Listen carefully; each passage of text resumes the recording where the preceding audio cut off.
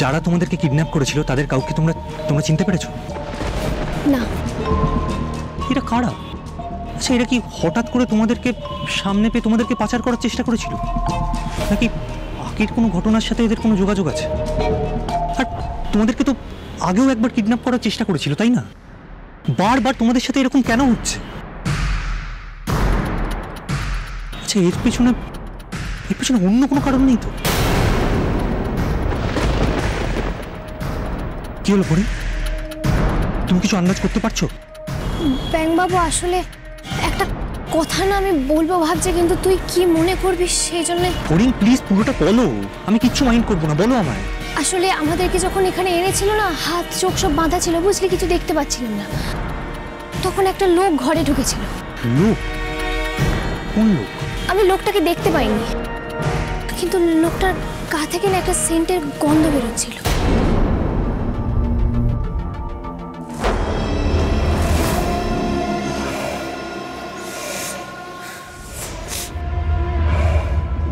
গন্ধটা তো আমি চিনি। এটা এটা এটা হ্যাঁ, এটা তো ব্যাংকবাবুর বাড়িতে মামাটা ব্যবহার করে।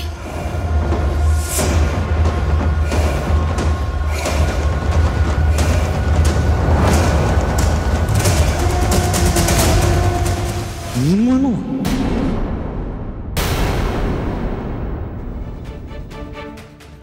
কি করলো বেটা? বাবাটা কি করলো? বিয়েটা মাঝপথে ফেলে রেখে চলে গেল, একবারও ভাবলো না এদিকে কি হবে, একবারও ভাবলো না। দিদি ভাই, উঠছো কেন দিদি ভাই? মাথা ঘুরবে, তোমার প্রেশার বেড়ে যাবে। ছেড়ে দে, আমার মাথা সারা শরীর জ্বলে যাচ্ছে। মেজমা জলটা খাও। মেজমা খাবো না, কিছু খাবো না আমি, খাবো না আমি। মেজমতি, আমার কথাটা শুনে একটু শান্ত হও, একটু জলটা খাওয়া দরকার। কি করলো বাবা আমার সঙ্গে? কি করলো? একটু বসে একটু শান্ত হও। তুমি কারোর কথা শুনতে চাইছো না, একটু পরিস্থিতিটা বোঝার চেষ্টা করো। কি বুঝবো আমি? এবারে তো লোকে আমাকে দেখে আমার গায়ে থুতু দেবে তো। না, আমাকে কথা শোনাবে, তুই শোনাবি? কখনো না। তুমি শোনাবে, আমাকে সবাই শোনাবে না? না, শোনানো তো উচিত, শোনানোই তো উচিত। আমি তো সারাক্ষণ আমার বাবু বেশ বলে গেছি, আমাকে তো কথা শোনানো উচিত। দিদি ভাই, দিদি কি করবো?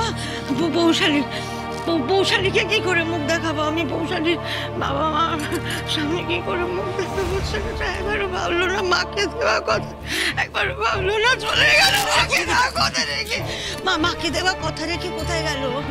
মাকে দেওয়া কথা রেখে কোথায় চলে গেল? ওই মেয়েটার কাছে চলে গেল।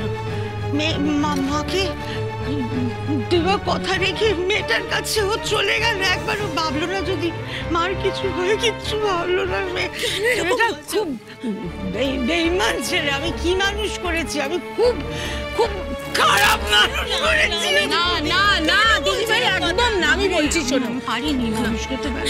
তোমার মানুষ করাতে কোনো দোষ নেই দিদি ভাই, তোমার কোনো দোষ নেই। আজকালকার সব ছেলেমেয়েরা এরকম, তারা বাবা মার থেকে নিজের কথা বেশি ভাবে, বাবা মার সম্মানহানির কথা ভাবে না। দিদি ভাই শান্ত হও, বাবু তো একা নয় বলো, সব ছেলেমেয়েরা এরকম, এটা তো তোমাকে বুঝতে হবে। বলো, চলো বসো তো, তুমি বসো।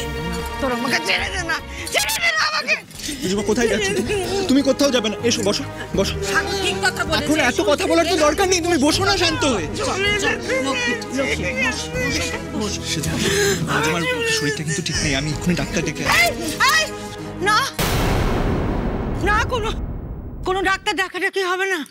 আমার যদি কিছু হয় তোমার বাবুদাকে খবর দিও, আমার মুখটা এসে দেখে যাবে। আর কিচ্ছু করতে হবে না, বলে দিও, আর কিচ্ছু করতে হবে না আমার জন্য। তুমি কেন এরকম করছো? কেন? আমাকে দেওয়া কথা রেখে ওই মেয়েটার কাছে গেছে, তো মেয়েটার কাছে গেছে, ঠিক আছে, ও যাইছে করে বলো। ঘটে যাবে কিন্তু, তুমি প্লিজ বসো তো। এসে এরকম করলে হয় নাকি? বোঝার চেষ্টা করো, কি করছো তুমি? শরীরটা তো 12টা বেজে যাচ্ছে, তুমি কি? এই মুখটা, এই মাথাটা নিচু করে কারোর সামনে চলিনি, সবসময় মাথাটা উঁচু করে হেঁটেছি। এখন এই অসুস্থ ছেলেটার জন্য আমার মাথাটা নিচু হয়ে গেল। এখন আমাকে সবার সামনে মাথা নিচু করে আসতে হবে। দিদি ভাই, ভাবতে পারছি না কি ছেলে জন্মদিন আমি কি শিক্ষা দিলাম, কি করলাম ছেলে ছেলে ছেলে করে? আমি জানি না রে ব্যাংবাবু ওটা নির্মল মামা কিনা, কিন্তু ওই গন্ধটা না আমি আগেও নির্মল মামার গায়ে থেকে পেয়েছি। তার মানে তুমি বলতে চাইছো নির্মল মামা এখানে এসেছিলেন? তোমাদের কিডন্যাপিংয়ের সাথে নির্মল মামা জড়িত? কিন্তু নির্মল মামা এরকম কাজ কেন করবেন? আমার তো সব গোলমাল হয়ে যাচ্ছে। ফড়িং, ফড়িং তুই ঠিক বলছিস? তুই ওই লোকটারই সেন্টের গন্ধ পেয়েছিলি? হ্যাঁ মা, আমি একদম ঠিক বলছি, ওইটা নির্মল মামা সেন্টেরই গন্ধ।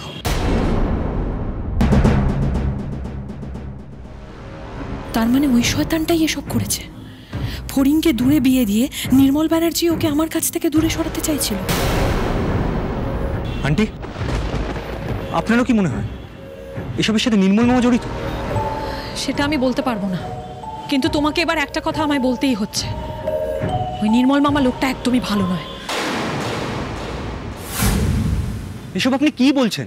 নির্মল মামা যথেষ্ট সম্মানীয় একজন ব্যক্তি। আমার বাড়ির লোকেরা ওনাকে যথেষ্ট সম্মান করে এবং ভালোবাসে। না না না না পড়ি, তোমাদের কোথাও একটা ভুল হচ্ছে। না, আমার কোথাও ভুল হচ্ছে না। ফড়িং, তুই আমাকে জিজ্ঞাসা করছিলি না আমি কেন জিমন্যাস্টিক ছেড়ে দিয়েছিলাম, কেন আমি কলকাতা শহর থেকে ওই রায়পুরে গিয়ে ইটভাটায় কাজ করেছি? আমি তোমাদের সবটা বলতে পারবো না, শুধু আমি এটুকু বলছি যে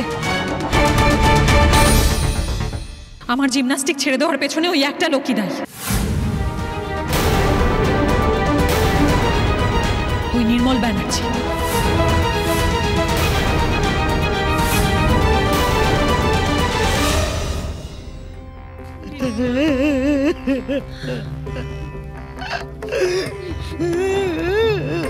মেজ বউ, কান্না থামাও। চোখের জলে যে সন্তানের মন গলে না, এটা তুমি কবে বুঝবে মেজ বউ? যদি কঠিন হতে চাও, কঠিন কোনো সিদ্ধান্ত নিতে চাও, নিজের মনটাকে কঠিন করো। এভাবে ভেঙে পড়লে তো চলবে না। আমি সমুদ্রের বলে দিয়েছি, তোমাদের সবাইকে বলছি, আজকে আমার প্রশ্নের উত্তর না দিয়ে বাবু এ বাড়ির চৌকাঠ পেরোতে পারবে না।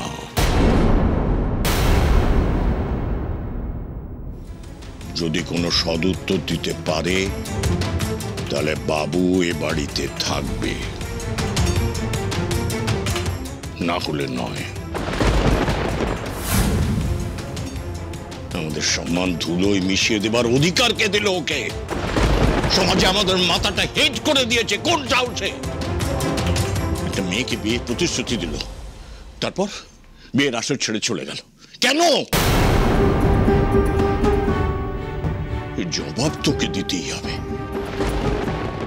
জ্যাঠাই বাবু কিন্তু ওর ইচ্ছের কথা বিয়ের আগেই আমাদের সকলকে বলেছিল, কিন্তু আমরা শুধুই ওর দোষ দেখছি, আমাদের নিজেদেরও তো কোনো গাফিলতি ছিল। আমি জানি বলেছিল, সমস্যাটা তো বুঝবে। এটা একটা ক্রাইসিস তৈরি করে দিয়ে চলে গেল। এটাই আমার প্রশ্ন। যদি এতই আপত্তি থাকে তাহলে ছাদনাতলা অব্দি পৌঁছলো কি করে? ও কেন স্টিক করে থাকলো না নিজের সিদ্ধান্তে? এই শেষ মুহূর্তে যে জিতটা ওকে দেখালো, সেটা আগেই দেখালো না কেন? না না, আমার অসহ্য লাগছে, শুনো, অসহ্য লাগছে। না না, আমি সমাজে মুখ দেখাবো কি করে বলতে পারিস? বাড়ি থেকে বেরোনো তো বন্ধ হয়ে যাবে। আমি কি করে ওদের কৌতূহলের জবাব দেব? আমার না না না না, শুনো, এক্ষুনি ফোন কর। আমি করছি, তুই ঠান্ডা। ফোন কর। কি হবে ফোন করে? আমি 100 বার করে। না না, ওই মেয়ে দুটোকে উদ্ধার করতে পারলো কিনা সেটা জানার চেষ্টা করা। এরা জান এখন এই মুহূর্তে সে কোথায় আছে। করছি।